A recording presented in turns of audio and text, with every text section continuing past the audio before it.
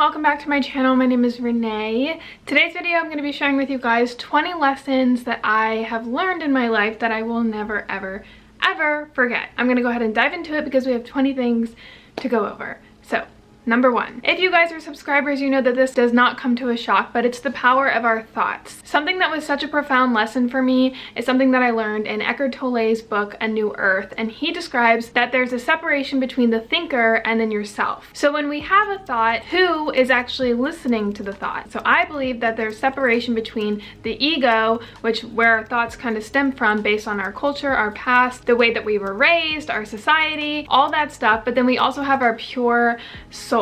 So I think that the thinker is the ego, and when you listen to your thoughts and you let them gain control over you, your soul suffers. A lot of the times we humans tend to let our thoughts control us rather than the other way around. We attach to our thoughts, we identify with them, and this all causes suffering. When you actually sit back and analyze what your thoughts are without judgment or without labels, and you kind of just let them come to fruition and you notice what you're thinking, a lot of the times they're super negative, they're very strong, and they're also very repetitive. A lot of our suffering in life comes from our thoughts. So sit back, analyze them, and see, number one, what exactly are you thinking? And number two, which thoughts are you repeating over and over and over in your mind? The second lesson that I've learned that I will never forget is something that I actually learned in therapy, which is called cognitive behavioral therapy. This states that your behavior and your feelings all stem from your thoughts. So what it is that there is an activating event, which in turn creates a certain thought in your head, which a lot of the times is super negative,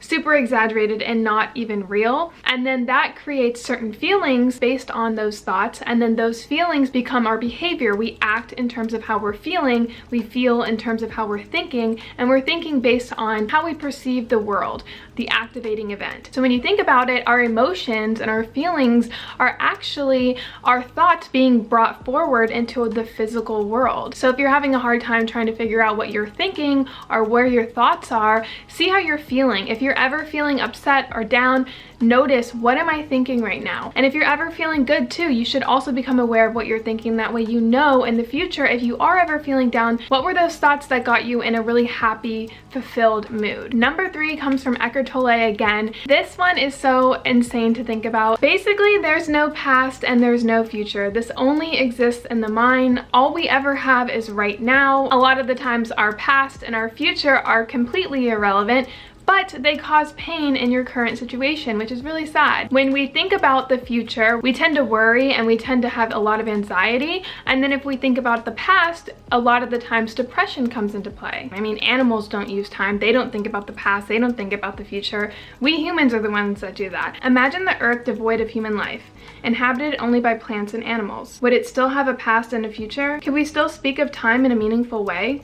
The question, what time is it, or what's the date today, if anybody were to ask it, would be quite meaningless. The oak tree or the eagle would be mused by such a question. What time, they would ask. Well, of course it's now. The time is now. What else is there? It's crazy how we perceive time and how we let time affect our mental state. So the fourth lesson that I've learned this year actually was that we tend to label things, and when we label and judge a situation, we cause suffering to ourselves. When we're in a situation, we tend to label it instead of letting it be and let it ride out. We tend to label the situation and judge it on what it should or shouldn't be, and comparing it to something that's not presently there, in turn creating suffering and unpleasant feelings towards the situation that you're in right now. For example, if it's super gloomy outside, you wake up in the morning and you're like, oh my god, this is such a rainy day, I feel so sad, it's like unmotivating, I don't feel comfortable, and you're just labeling the situation based on what you perceived of what it should be. For example, sunny,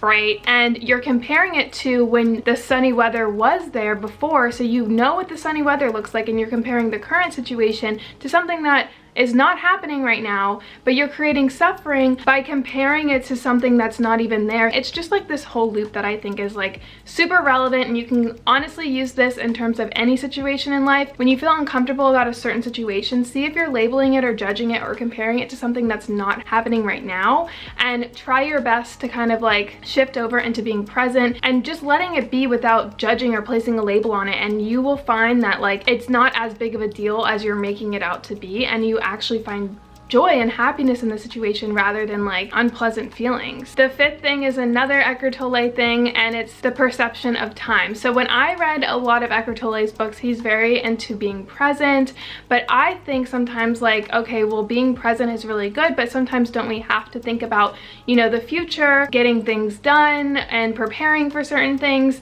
And I kind of struggled with that, and what he described in this book was that there's a difference between clock time and psychological time. So clock time is that time when it's like hours, days, months, calendars. It's what we humans created to make us more efficient and as a tool for practical purposes. And then psychological time is something that we dwell on in terms of situational factors that affect us mentally. For example, thinking about the past in a very negative way and using it to compare your current situation, or thinking about the future and getting anxious and creating worry in your life. So there's a difference, and I think it's really important to utilize time in a proper way. You can still use time to your advantage, but still be present at the same time. Number 6 is dogmatism. This is something that I find very relevant in today's society, and that is mistaking opinions with facts, when in actuality it's an opinion. We're not 100% sure. For example, I see this a lot of the times in politics or religion. That's something I struggled with when I grew up Christian, was that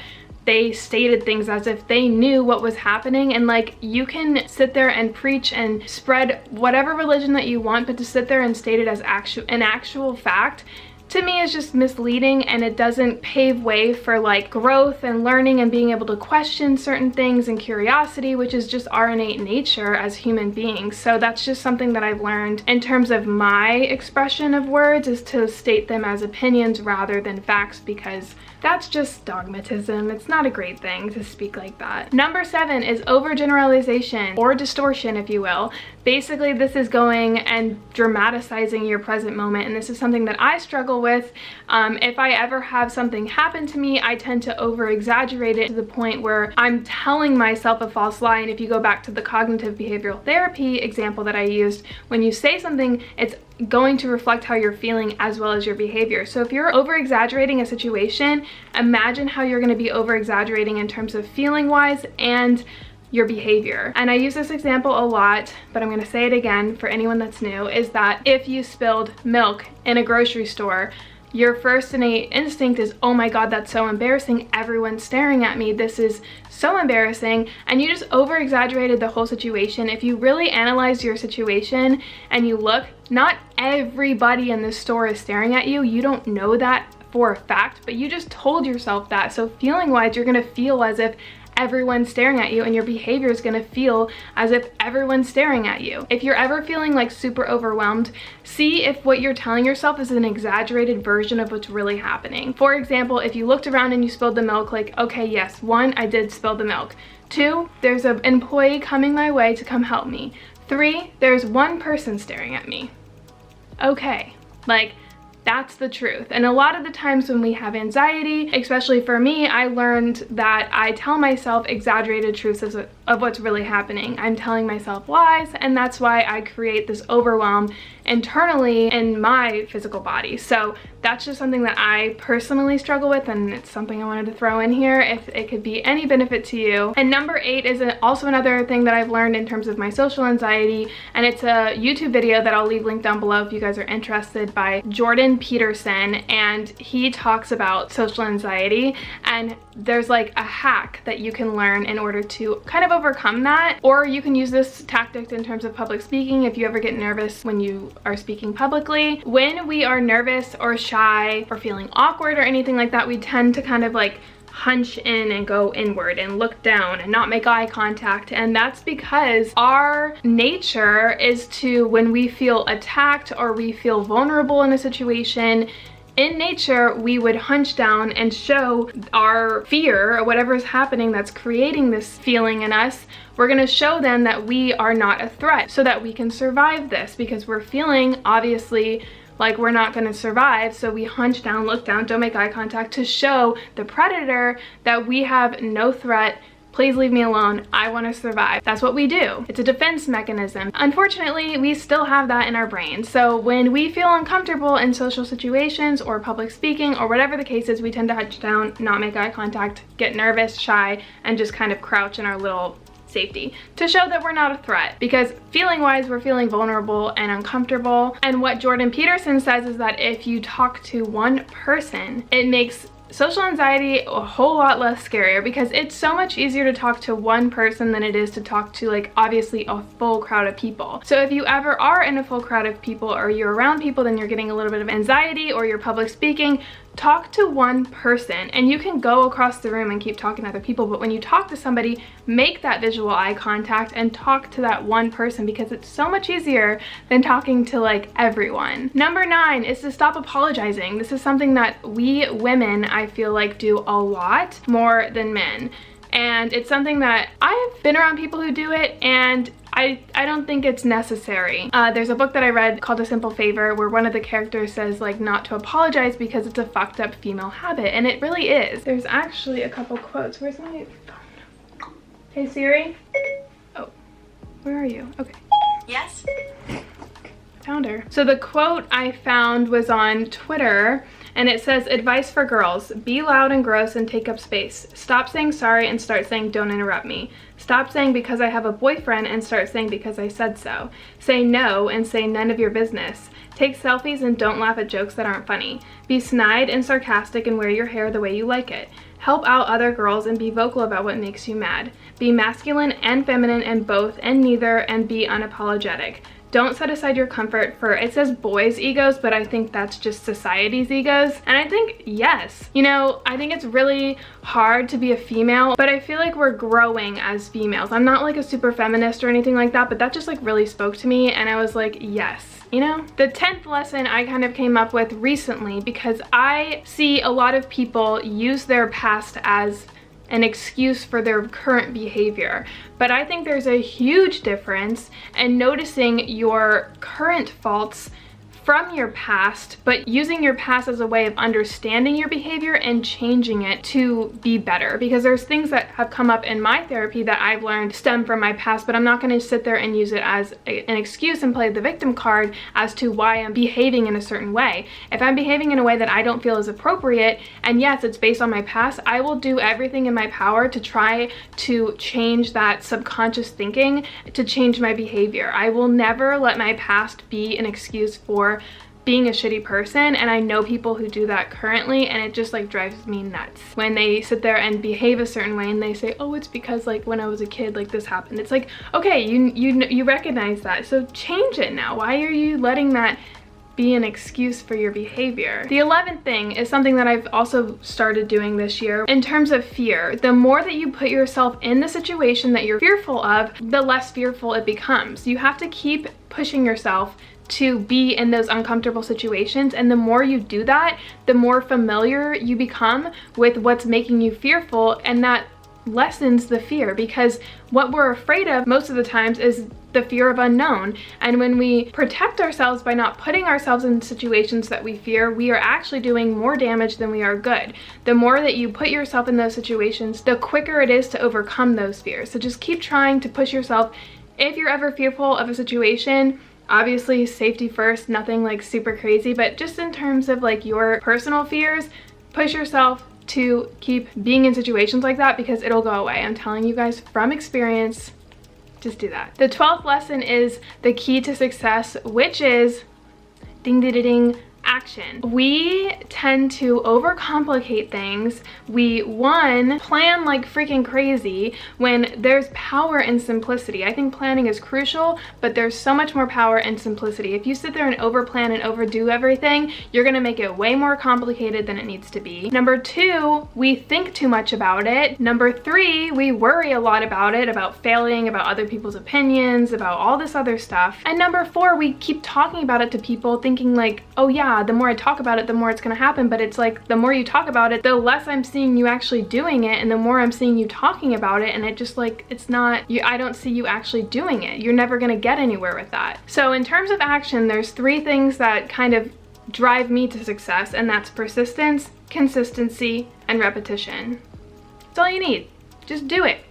keep doing it, do it, and keep doing it. The 13th lesson is to let things go. This is something that I struggle with because whenever I put a lot of time into anything, a lot of energy into anything, and a lot of money into anything, I feel like, oh, I've already wasted all of those resources that I have to hold on to it and keep trying to make it work, even though I see that it's not working. And when something's not working, whether that's a person, place, or thing, you need to let it go because it's no longer serving you, and you're gonna dive yourself deeper and deeper and deeper into the hole, and you're gonna waste more time, more energy, and more money. I've learned this recently in terms of like my podcast. When I let that go, I felt like it was a huge letdown, but I've learned so much more from that failure, if you will. If I were to keep it going, I would have just wasted more resources. Number 14 is to ask questions. This is also in our nature as kids. Why do you think 3-year-olds or 4-year-olds are always like, but why, but why, but why? Because that's our nature. We are curious beings, and when we are told that something is the way it is,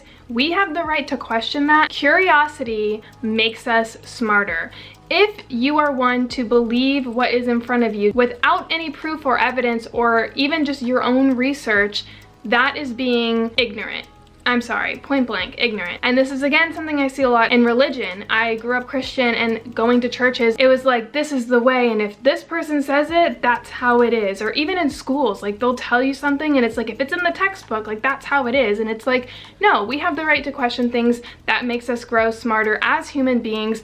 And all the people who are on those levels of high intelligence, they question things, and they do their research, and they figure out why certain things are the way they are. And no one should be able to take that away from us. And I think that is such a powerful way of thinking if you allow yourself to sit there and ask questions. The 15th one is actually an Eckhart Tolle quote: power over others is weakness disguised as strength. And again, this is something that I've struggled with in my past and quite recently, is when someone sits there and kind of belittles you or puts themselves higher than you or brings you down. You feel weak and you feel insecure, but in actuality, that's their problem. They are projecting their feelings, their thoughts onto you. They're trying to make you less than because they feel less than, so they're trying to put themselves higher. This is huge in terms of school. If anyone's in school and you're getting bullied or you're just like getting taken advantage of, always think that and always be kind, respond in kindness, because the more that you show them kindness, the more that they're able to see that, and hopefully they will be able to reciprocate that through their future social interactions. Because the more hate that they see, the more hate that they're gonna give, you know? So even if someone's giving hate to you, always give them love back, because, you know, it's weakness disguised as strength. The 16th thing is to study people who have what you want. I see a lot of people will buy into certain people selling things, but they don't actually have something to prove that they themselves have that. Does that make sense? It's like, if you really, really want something, find people who have already done that and study what they've done. The 17th thing is that empaths, I don't know how to say that correctly. I've been told multiple times that I'm one. I always thought it was like, oh yeah, I'm like a super deep person, but like, no, you're not. That's like a really bad thing. Empaths are basically people who are super, super in tune with other people's emotions or moods, basically like their mental or emotional state. And there's actually another thing that I tweeted that just totally shook me. It was like, I don't know who needs to hear this, but you're not an empath. You were abused and you developed heightened awareness of body language and tone as a survival tactic. There's nothing magical about it, and it's actually unhealthy to constantly be assuming the emotions of others. I need to dive more into like what that actually means, but if you ever feel like that's a good thing, it's actually not. And I've talked about this with my therapist as well, and it is like whenever people are super heightened and aware of like their surroundings or certain people, they're on edge because of something that's happened in their past. So keep that in mind. The 18th lesson is something that, again, I tweeted, but this is from Robert Downey Jr. He says people only understand based on their level of perception. So they can only meet you as deep as they've met themselves. The 19th thing is that the only thing that's getting in your way is you. Your excuses, people overcome every single day, all the time. They're just excuses. I have another picture that I want to read from. This is a tweet that I tweeted, but I can't say it as great as I tweeted it. Imagine where you could take yourself if you stopped getting in your way and let yourself be all you can be without any doubts, fears, limits. It's crazy to think about, but what would you be at your fullest potential? And I actually had a subscriber recently comment that Like I was complaining because I felt like super down. Things like were just happening to me and my family that were just very cruel and unusual and just really sad. And I was like, life is like so unfair. And she was like, life is unfair, but life is unfair to everybody, so it's fair. So instead of letting certain things get to you, I mean, yes, you can feel them and you have valid reasons to feel what you're feeling. But once that's over, again, don't use it as an excuse, because people overcome what you're thinking you can't overcome every single day. And the 20th lesson is that people judge based on what they don't understand. So if you have different opinions than other people, or you're feeling that someone isn't on the same level as you in terms of understanding, you have to understand that the only reason that they're judging it, or the only reason that you're judging certain things, is because we don't understand it. This can also be taken towards you. So if you're ever judgmental towards something, figure out like, why am I being judgmental towards this thing? Am I not understanding it? Am I not allowing myself to understand it? That's where it gets a little like, whoa. So those are my 20 lessons that I learned this year. A lot of them were from this year, that I will never forget. I've done 2 or 3 of these in the past before. I'll try my best to link them down below. I know they're like, I'm pretty sure they're like all different titles, but they're just basically lessons that were like aha moments to me that I just wanted to share with you guys, and hopefully you guys can benefit from them. I know this video is super long, so I'm gonna say thank you so much for watching. If you guys have any profound lessons that you want to tell me, pop them in the comments down below. I love you guys. Thanks for watching, and I'll see you guys all in a future video. Bye.